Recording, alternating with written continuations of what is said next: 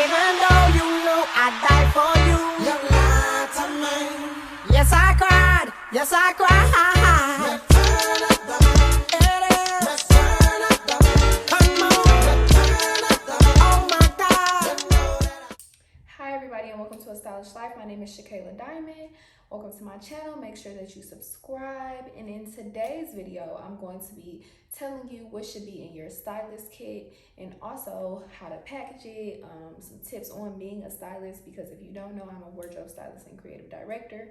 So on my channel, I always want to bring tips to not only entrepreneurs, but if you're a wardrobe stylist or creative director or trying to get in that field, giving you tips that I've learned along the way. So yeah, like I said, this video is going to be about what's in your stylist kit, what should be in your stylist kit, how to package your stylist kit, what is a stylist kit, and some tips for you as a stylist and how to grow.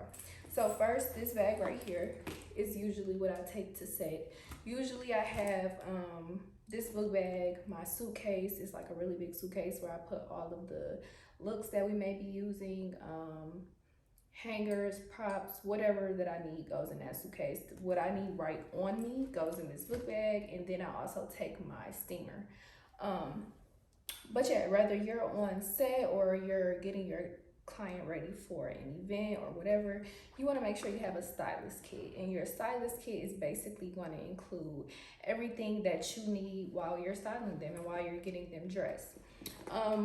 You can carry it in anything really, but you want to make sure that whatever you have for your stylist kit is compact and it's small, as you're able to carry it around with you while you're styling your client and putting things on them. So something that's either like a fanny pack, which is probably the best bet because it's right around your waist, or something like a book bag, because you can be hands-free. You're going to need your hands, but you also need your stuff on you, and it's going to be a lot of stuff that you might need. So inside the book bag, I have this little bag right here, and inside of that is what's actually my stylist kit, which is this. So in here I have like a little sewing kit with like some needles, safety pins, thread. Then I have some clips, and a lot of this stuff you can get from the dollar store. So like this little sewing kit I got from the dollar store. You have these pins for when you need to, like when you're trying to fix the sizing of something or like mark a certain place on the item. These pins right here.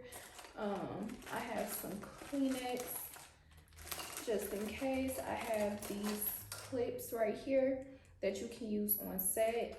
Also these binder clips right here you can use on set, like if something is too big and you want to make it fitted to them more, you can use these. People won't see them, you can hide them well. This is more so used for like a photo shoot or video shoot, something where they're not in person or walking around. Now if something is too big and you need to adjust it for, let's say they're going to do something, they're going to be walking around in this outfit, safety pins can be your friend. And also if you have time beforehand, getting things altered. But if you don't have that time, which sometimes that does happen, very often you don't have, you know, much time, it could be something that just came about, safety pins will be your friend. But I have sticky notes in here just in case you need to write something down, a pen. Oh, I like to bring perfume. I'll show you guys that too, but a little sample of perfume, because you never know, they might need some perfume. This right here is a sample of Baccarat. You can take whatever you have, but yeah, getting little small ones like that to have on your person, so that your client can use it if necessary, that is very great. So yeah, that's all in this little box, and this is from when I ordered the Sol Janeiro kit with like the bum cream and the mist and all that stuff. That's what this is. Then in this bag I have some hand sanitizer, because you want to make sure you sanitizing your hands. I have this fabric spray. These are like some face wipes. Then I have this Downy wrinkle releaser, just in case you need it, but that's what your steamer is for. You can either get a regular stand-up steamer, or you can get a handheld one, which the handheld one might be better because you can use it easily. You, as a stylist, you want things that are going to make your life a lot easier. So that's why having a fanny pack over maybe something like what I have would be better, because it's right around your waist. Very accessible, very organized. But yes, organization and convenience is your friend when you are a stylist, because you have to move efficient and you have to have things that are going to allow you to do that and be able to move quickly. Did I say deodorant already? I have some oil, because you never know, your client might need some oil. Yeah, you also want to have some tape, like fashion tape, if they need a lift, or if you have garments that they aren't going to be able to, like if you have a female client, if they're not going to be able to wear a bra or something, you want tape so that you can use that, or you can use nipple covers or any type of fashion tape, styling, anything that they may need if they cannot wear a bra. And then in this book bag, I have more wipes. See, some fashion tape right here, and I got mine off of Shein. They have really good ones, and it comes with a roll of nude and a roll of black, and I really loved it when I had those, so definitely get them on Shein. I don't remember how much they cost, but you know, they fairly cheap-ish Shein. But you can get fashion tape from Forever 21, you can get it from Macy's, Target, CVS, Amazon. Just make sure you get your some. And then I have feminine wipes, because you just never know. You can also have pads, tampons, whatever, if you have female clients. Here's some more fashion tape. It's just everywhere, because you just are gonna need it. And then also you wanna make sure you're cleaning out your stylist bag in between clients, or in between like styling jobs, because you want everything to be organized, you know. The night, I'm such a planner, so I like to have my bag organized and everything like that the night before, or within hours before it's time to go, so that I make sure I don't forget anything, because that's the worst thing to do. You don't want to forget nothing. You don't want to get to set and now you don't have what you need. So being on top of yourself and being organized is a skill that you need as a wardrobe stylist. And then in this little front part, I have more clips. I got some safety pins. This actually should be in that other bag. Some Kleenex, because you just never know. As said, more safety pins. I have lotion, because you are going to want to put some lotion on your client after you're done getting them dressed. So I have this lotion, and there's another one here.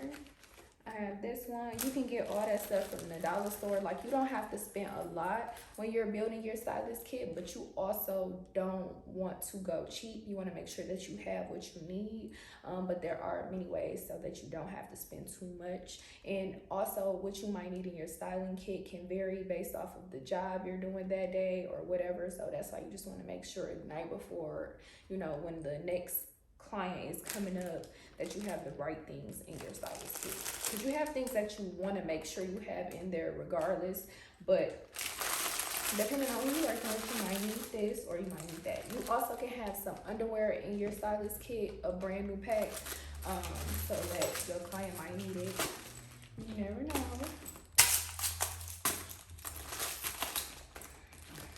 Okay, and then I have this bag, which is the same as the other one, but in here I keep like perfumes and stuff, because you just never know. Like I said, you want to have some, they might need it. Shit, you might want to put some on, I don't know, but just having some and having lotion and things like that, because you want to make sure that they look good overall.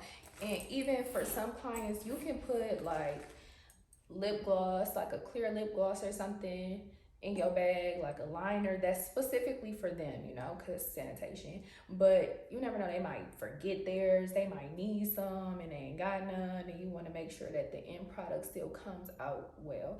So there are different things that you can add to your kit depending on what you feel you might need. What's something else that I feel like you should have in your kit?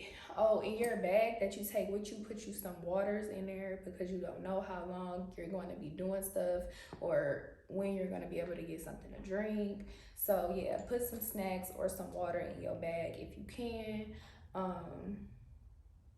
Oh, well, something else that I also keep in my bag is my stylist book, which basically has like all of my client information in it, all of my receipts, all of the projects I might be doing with that client, and it's marked down how much their rate is going to be, what we'll be doing.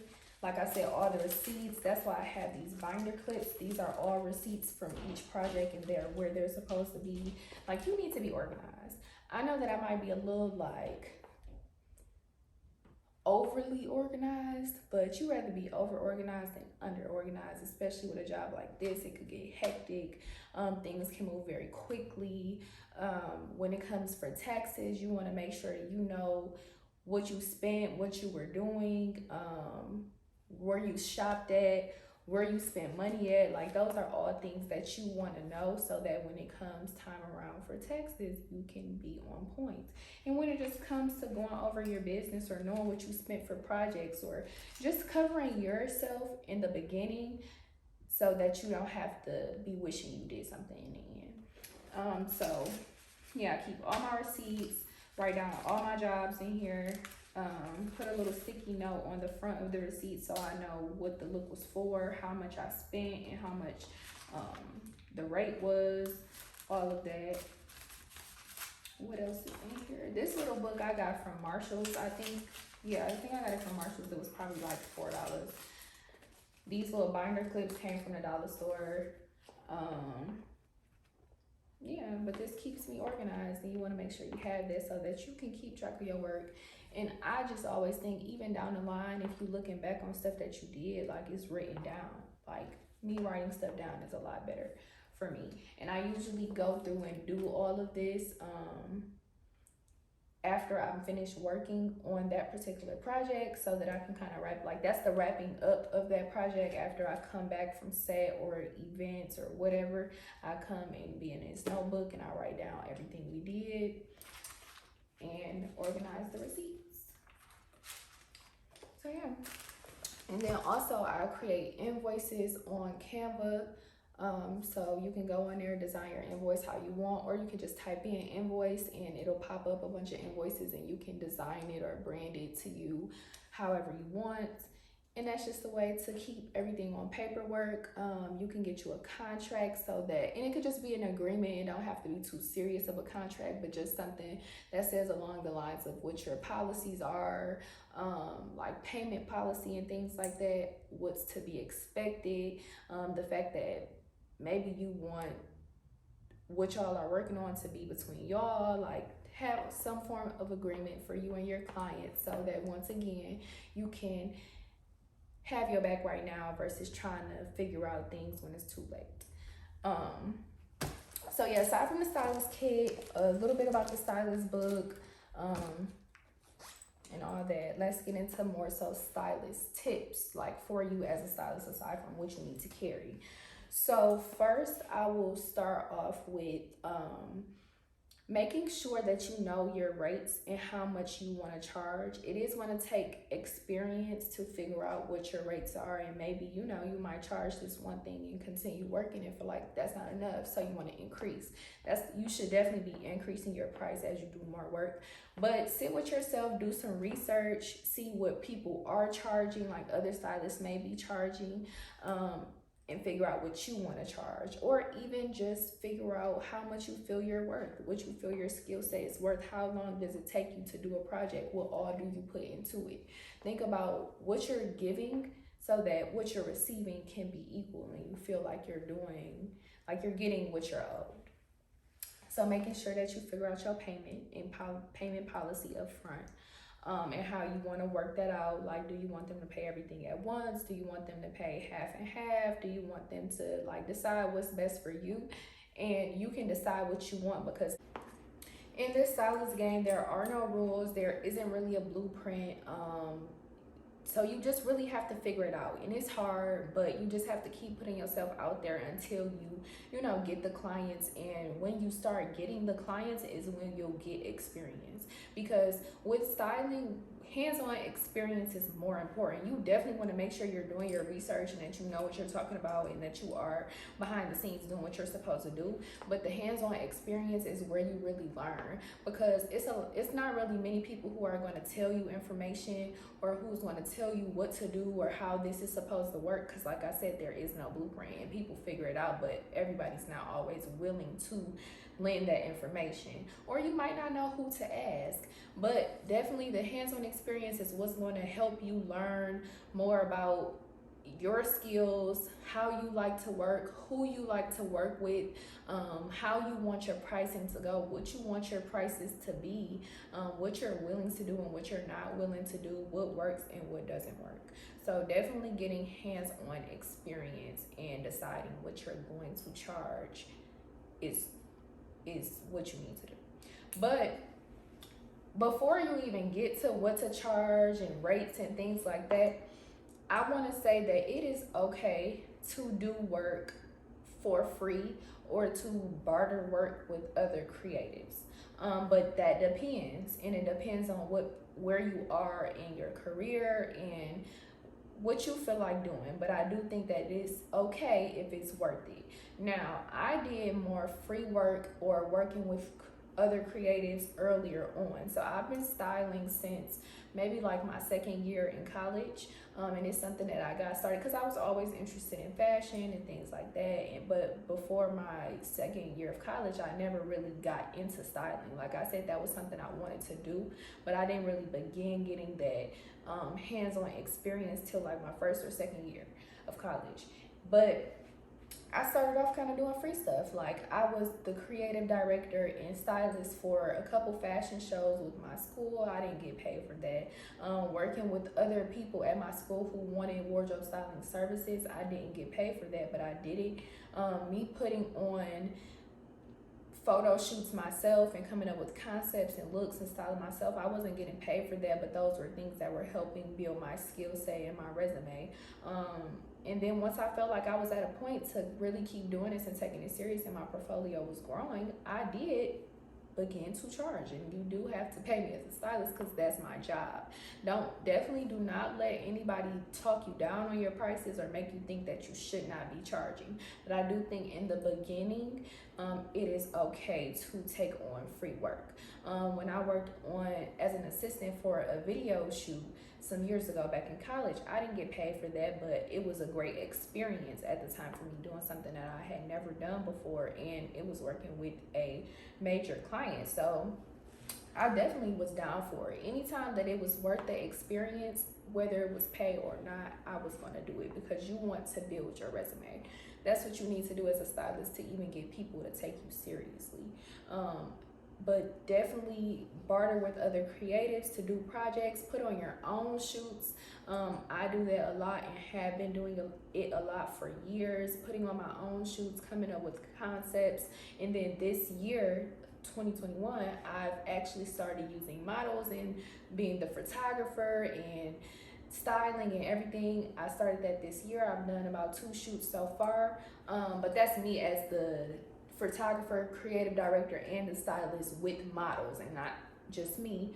I had did it once before when I was in college. It was maybe my junior year of college. I put together my first photo shoot with models, photographer, makeup artist, all the whole 9. That was my first time doing it. It did cost me a lot of money, but the results were amazing. And then this year I picked it back up. So that's something I do to kind of keep building my portfolio, reaching out to different people to get different clients, and also just being a billboard for myself and for my brand, and making sure that I'm looking good all the time and really just showcasing my fashion skills. On my Instagram, I do fashion content. Like, that's what I do. So that's how I promote myself, and also reaching out to people, getting those email contacts, trying to assist other stylists.